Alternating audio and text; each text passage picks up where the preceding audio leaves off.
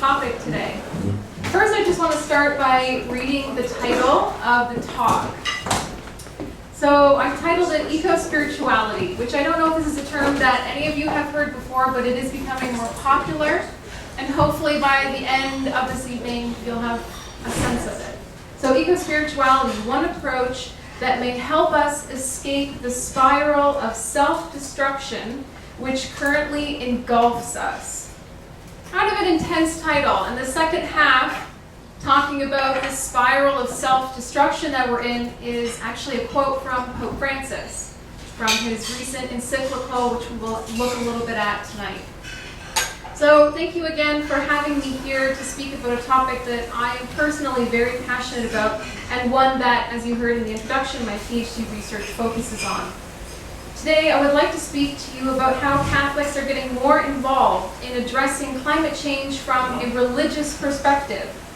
I will begin with a simple introduction to what climate change is, but I'm sure a lot of you have a sense, and why people are talking about it. We will then look at Pope Francis' encyclical, which was released May 24th, 2015, titled Laudato Si, On Care for Our Common Home. In this church document, Pope Francis examines some of the main issues surrounding climate change, and he highlights some of our sinful behavior that contributes to climate change, and how we are in need of a spirituality that encompasses not just individual human thoughts and ideas, but the human role and responsibility within this amazing cosmos created by God. I will conclude by presenting ecospirituality as an example of a Catholic response to creating a spirituality that encompasses the value of the entire cosmos. So, part one, what is climate change? There are people in the world that do not like this topic, that think it's entirely made up, and hopefully by the end of today we'll have a bit of a sense as to perhaps why this is a sensitive topic, and perhaps we can begin to define it. When we talk about the word climate, we're talking about our environment, our weather, our tangible world, all the elements, visible and invisible, that make up the planet Earth. Simply stated, when we talk about climate change, this refers to a changing environment. Even though climate change is not simply weather changes, one of the main things we often hear about with climate change is how the global average temperature continues to increase. Now, a scary quote, but we'll see if you think it's that scary. Since the Industrial Revolution, which happened in the 1800s, the global average temperature has risen by 1 degree. Do you feel nervous? 1 degree. Now, when people hear that, they usually think, oh, well, that doesn't sound too bad. 1 degree. Well, so far, it's been 1 degree, and we've experienced a lot of changes. This has to do with melting ice caps, animals becoming extinct, having to move, and people having to move. And that's just 1 degree of change. So, maybe some of you have heard of the Paris Climate Accord, happened in 2016. If not, the slogan of this accord was 1.5 to stay alive. And the 1.5 is saying that realistically, the global average temperature will probably increase by 1.5 degrees. So we already hit the 1.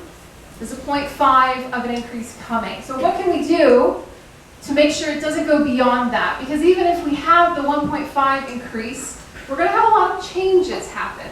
We don't need to get into all the details as to how that's going to work. What we want to focus on tonight is what exactly does that mean for us?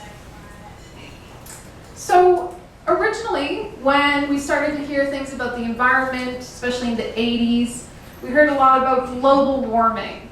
This is probably a term some of you have heard. And a lot of the times we hear this, we think that it means the planet's getting hotter. Well, according to our 1 degree increase, you could say this.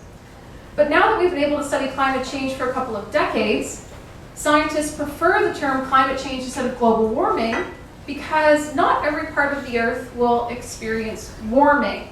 More realistically, the entire Earth will experience more frequent, unpredictable weather patterns, more kind of out of the blue storms that will be significantly more powerful and more damaging.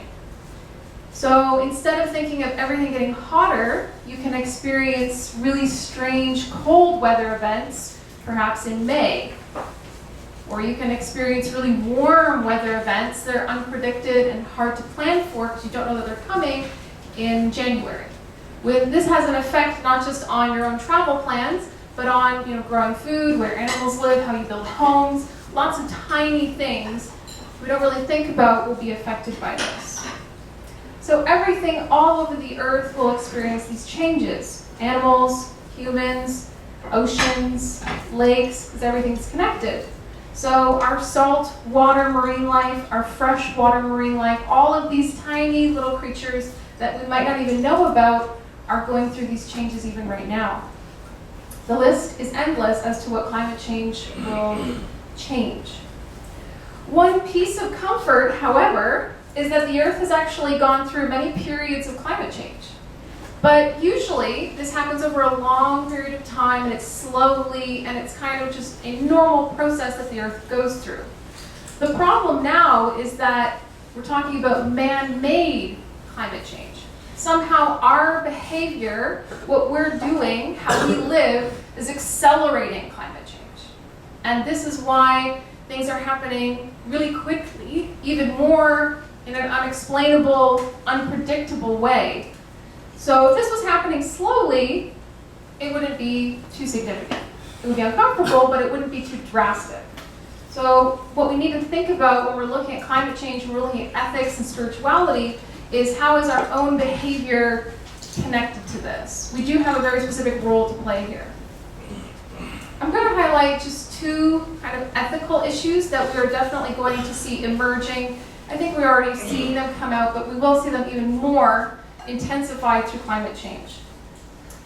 First, it is a well-documented fact that many of the nations who contribute the most to man-made climate change, mostly the first world nations, will experience the effects of climate change at a lower rate.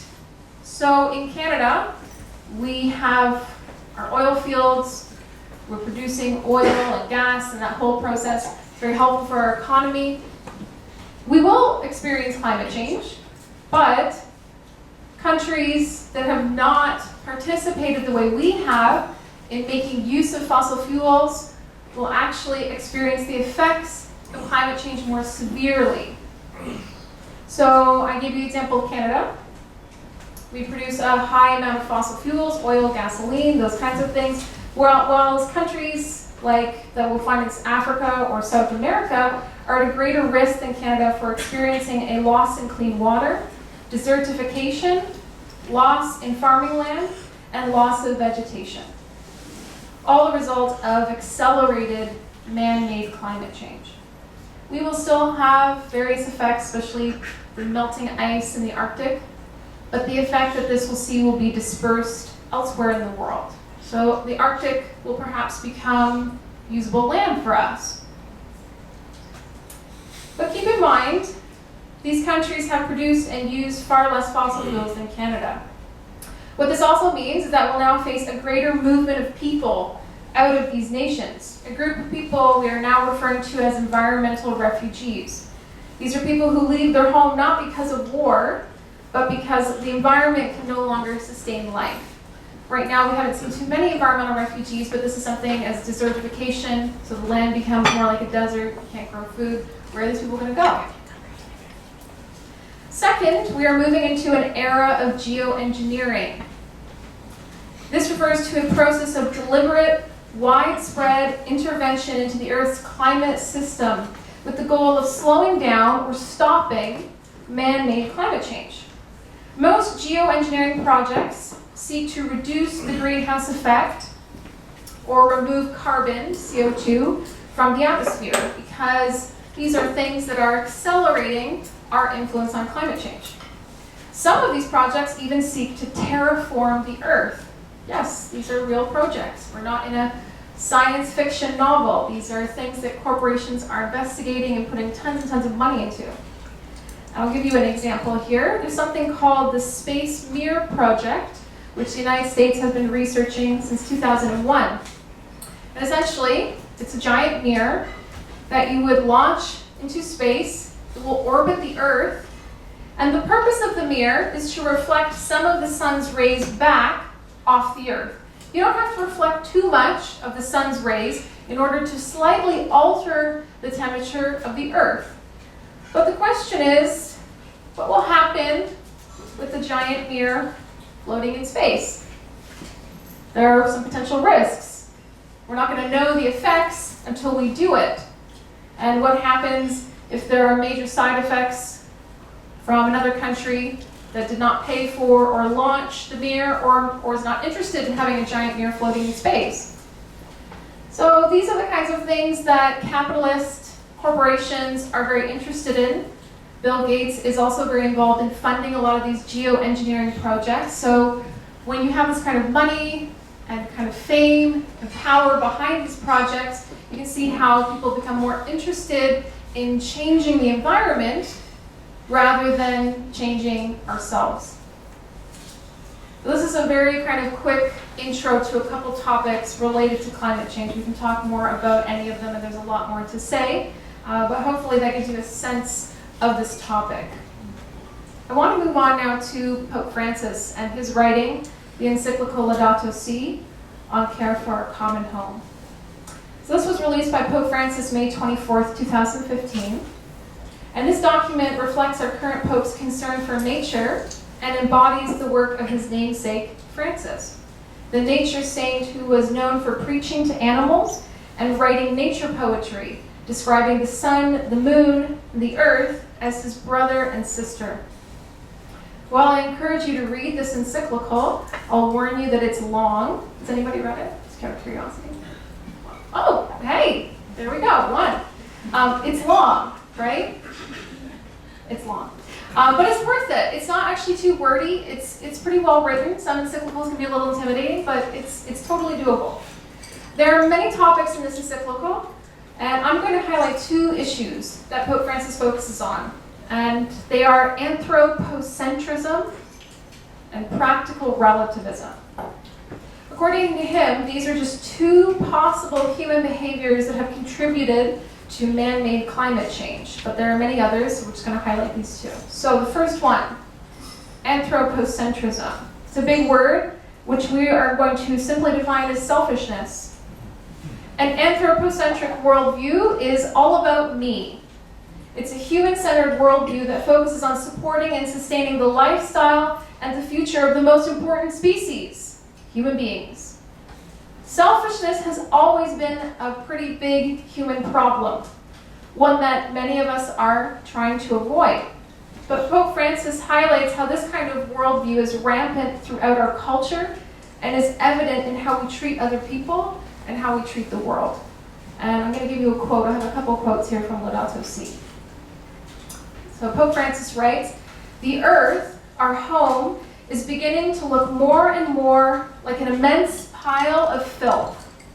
In many parts of the planet, the elderly lament that once beautiful landscapes are now covered with rubbish.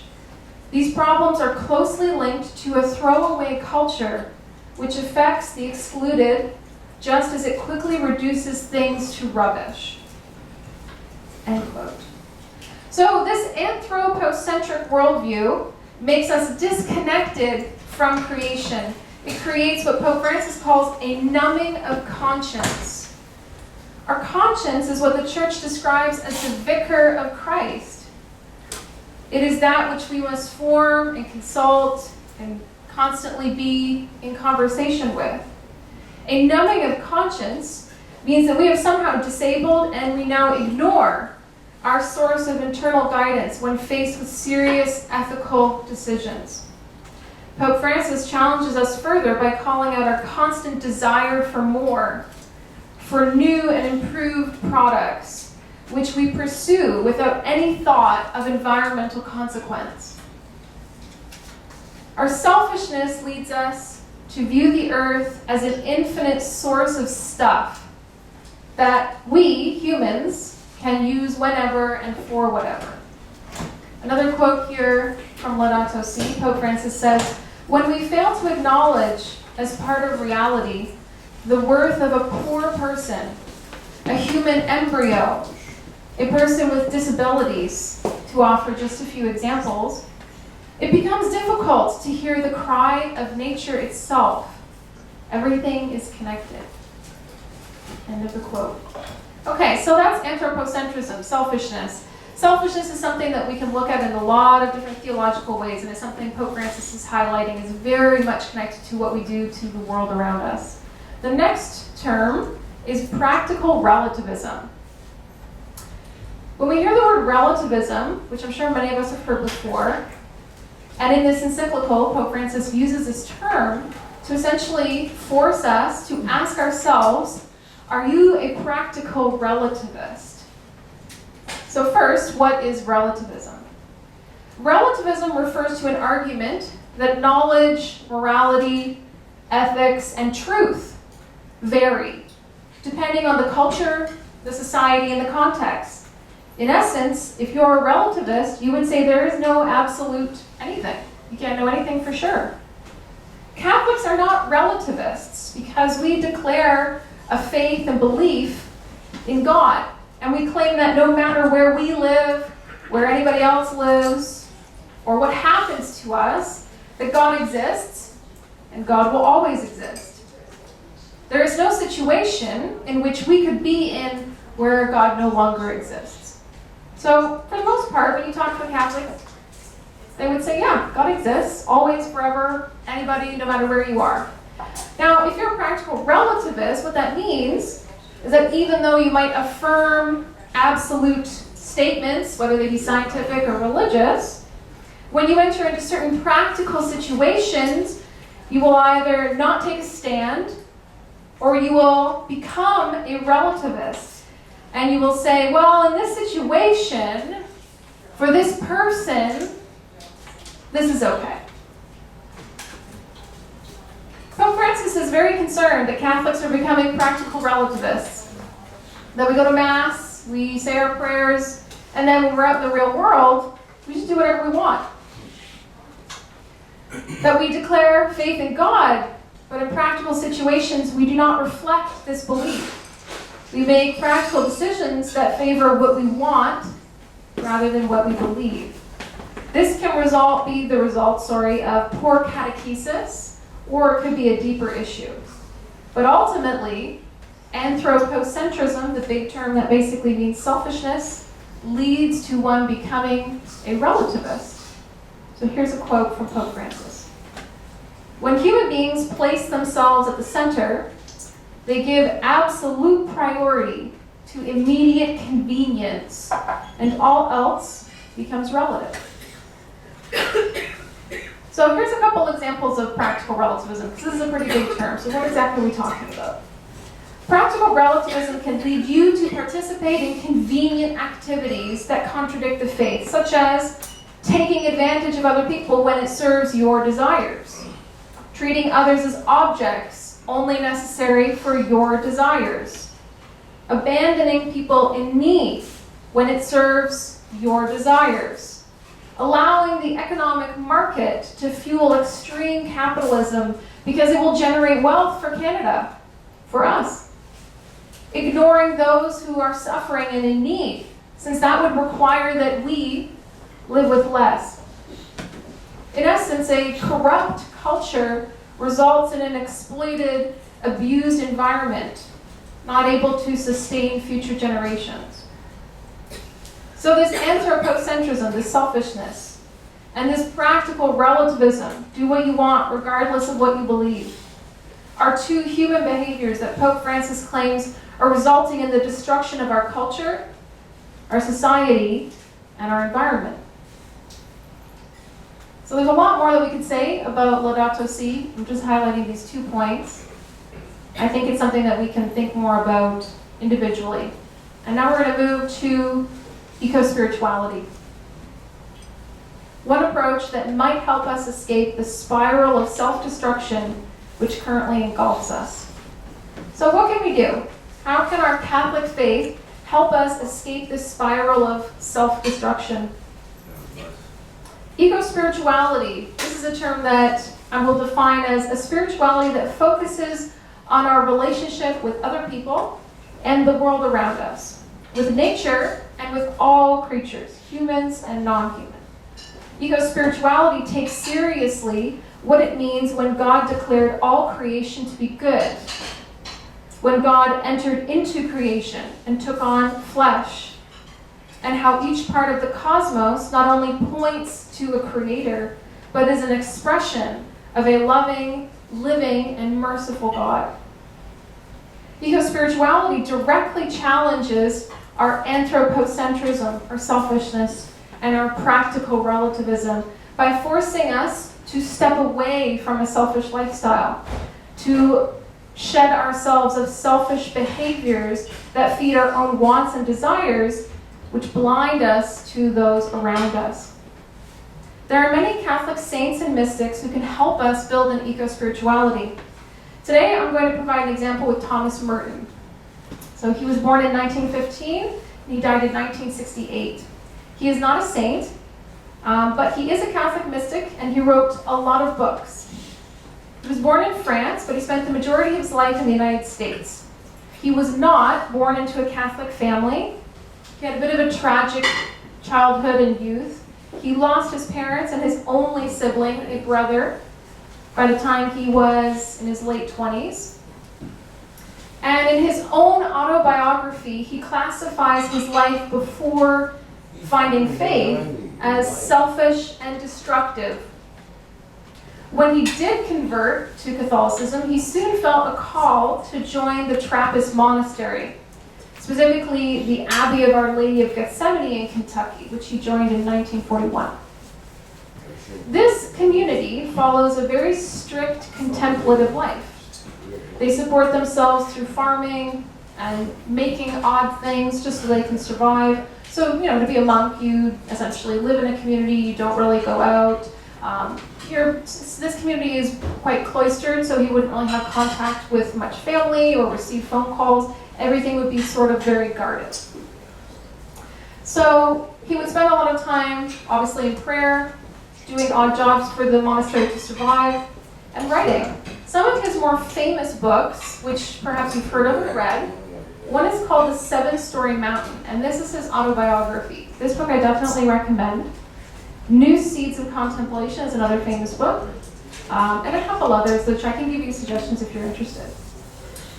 So in his one book, The New Seats of Contemplation, Merton explains the need for each person to examine their self. We'll see a bit of a parallel here with what Pope Francis was talking about.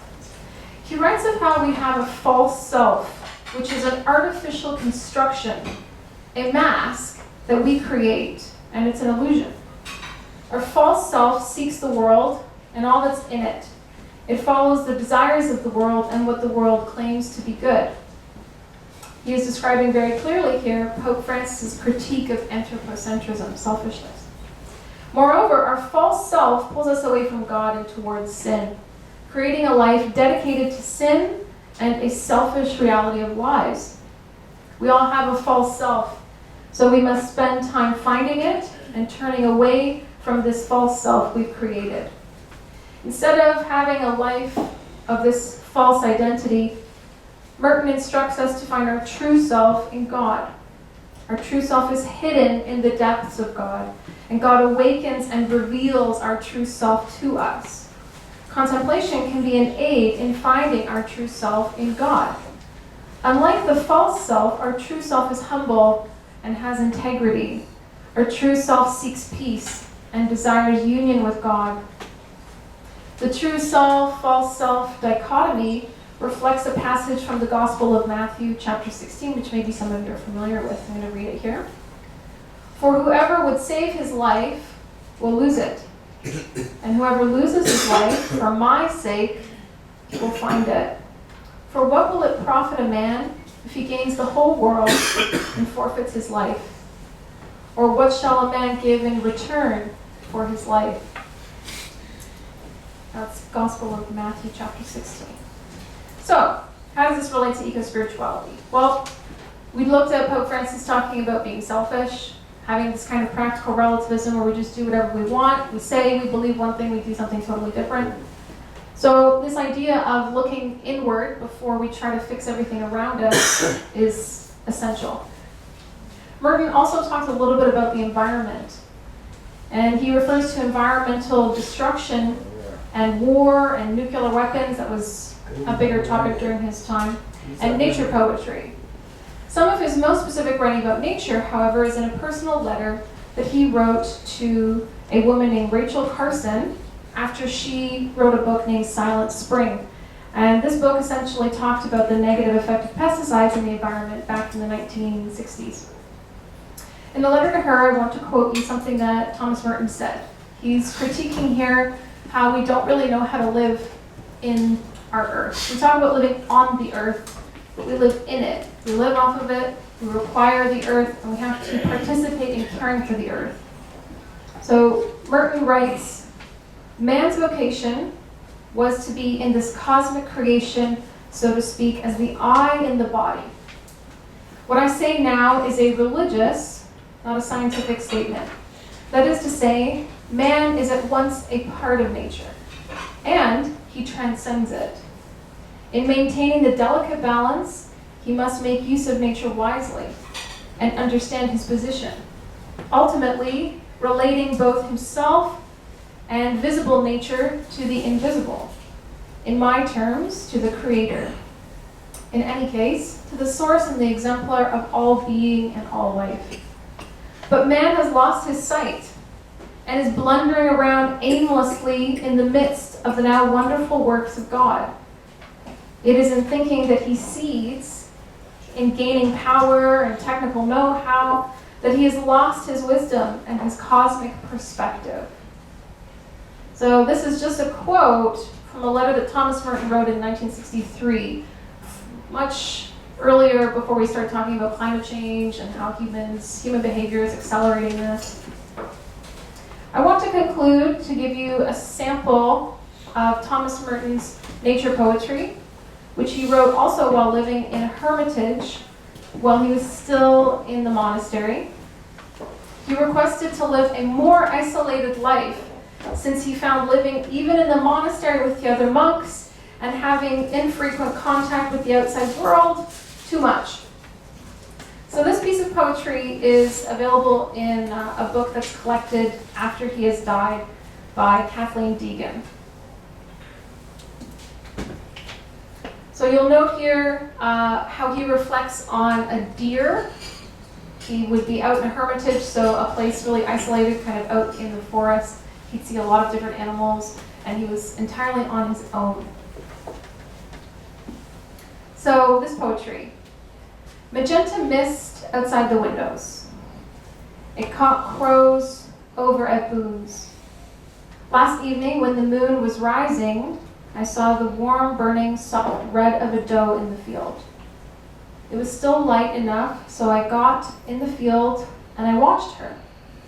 Presently a stag came out, and then I saw a second doe, and briefly another stag. They were not afraid. They looked at me from time to time. I watched their beautiful running and grazing. Everything, every moment, was completely lovely. But there is a kind of gaucheness about them. Sometimes that makes them even lovelier. The thing that most struck me, one sees looking at them directly in movement, just what the cave painters saw, something I've never seen in a photograph. It is an awe-inspiring spirit shown in the running of the deer, the deerness that sums up everything and is sacred and marvelous, the contemplative intuition, yet perfectly ordinary and everything. The deer reveals to me something essential in myself, something beyond the trivialities of my everyday being and my individuality.